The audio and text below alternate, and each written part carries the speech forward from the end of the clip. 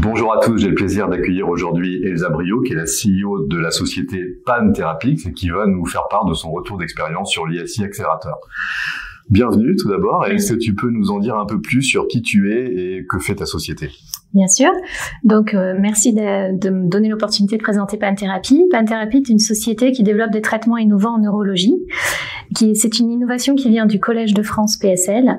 La particularité de PanTherapix, c'est qu'on travaille sur une nouvelle cible qui n'est impliquée que dans les processus pathologiques, ce qui permet de stopper les crises sans avoir d'autre impact sur le fonctionnement du cerveau. Notre premier traitement rentre en clinique cet été. C'est un traitement qui vise à stopper les crises dans une épilepsie rare de l'enfant. Mais nous avons aussi, grâce à notre plateforme innovante utilisant entre autres du tissu post-opératoire de patients, la possibilité de développer d'autres molécules dans les scléroses en plaques, la douleur chronique, mais également on parle de psychiatrie comme la schizophrénie. Super, bravo pour ça. Et qu'est-ce qui t'a motivé, qu'est-ce qui a motivé ton entreprise à postuler à l'ISI Accelerator ? Alors, nous étions incubés par Paris Biotech Santé. Nous avions l'opportunité d'avoir une présentation des programmes européens par Medinsen.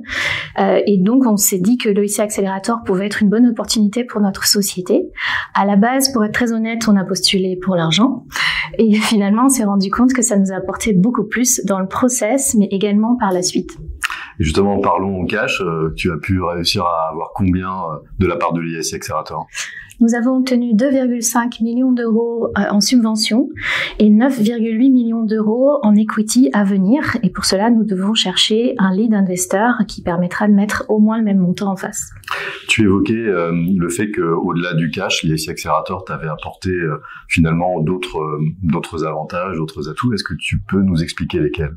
Bien sûr. L'ISI Accelerator, c'est un programme très complet qui nécessite non seulement de décrire bien la science, mais aussi beaucoup le marché, les perspectives, la vision, tous les risques et de travailler sur les compétiteurs. Donc c'est extrêmement structurant pour une société. Nous n'avons que 3 ans, donc nous sommes une jeune société et ça a été un travail vraiment structurant pour l'équipe. Et en plus, au-delà de ça, le l'ISI Accelerator, c'est un programme difficile puisqu'il n'y a que 2 ou 3% de réussite. Donc in fine, c'est aussi un label d'excellence qui nous ouvre des portes de pas mal d'investisseurs et autres financeurs. Tu as été accompagné dans cette démarche par les points de contact nationaux et si oui, de quelle manière ça s'est passé ?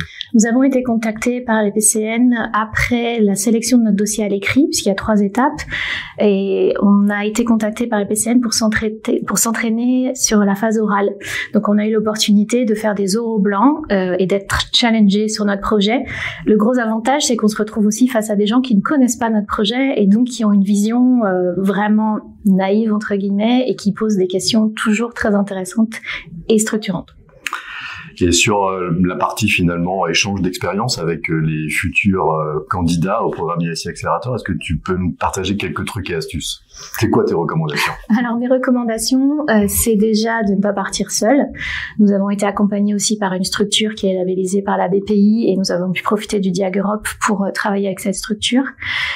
Et aussi de contacter d'autres lauréats, même si c'est pas exactement dans le même profil. Par exemple, j'ai discuté avec des lauréats qui ne sont pas biotech, mais vraiment avoir leur retour d'expérience, discuter du projet, ne pas hésiter justement à leur présenter, à pitcher le projet et à avoir leur feedback sur toutes ces choses-là et bien sûr extrêmement préparer le dossier et particulièrement l'oral. Je me souviens qu'on avait une liste de 250 questions qu'on avait préparées, qu'on s'était réparties et on avait fait oral blanc sur oral blanc. Merci beaucoup pour ton retour d'expérience et bonne journée à tous. Merci.